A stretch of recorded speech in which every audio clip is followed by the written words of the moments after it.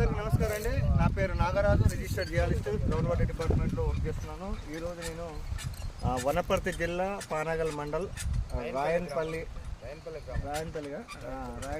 అనే గ్రామంలో సర్వే చేయడానికి వచ్చాను. ఇది మొత్తం చూస్తే అక్కడ డౌన్ ప్రదేశం.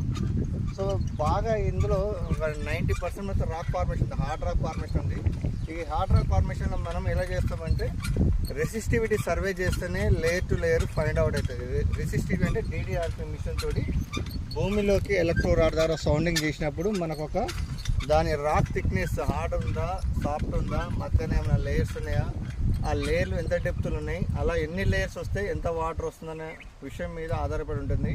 సో ఎప్పుడైనా గ్రానైట్ అవుట్ క్రాప్ ఉన్నప్పుడు DDRP machine is the perfect machine.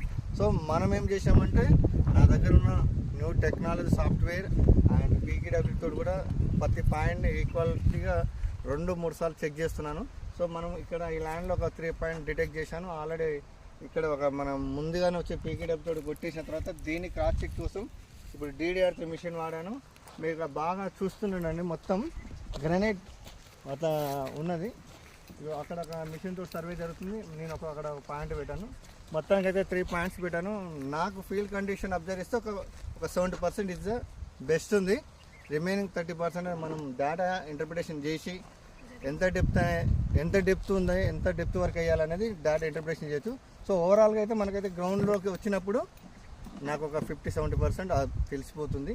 So okay, నాకైతే పాజిటివ్గా అయితే ఉన్నది. చూద్దాం, బెటర్గా రేపు డ్రిల్లింగ్ అయినప్పుడు మంచి రిజల్ట్ వస్తుందని నేను ఒక రైతుకు ఇస్తున్నాను.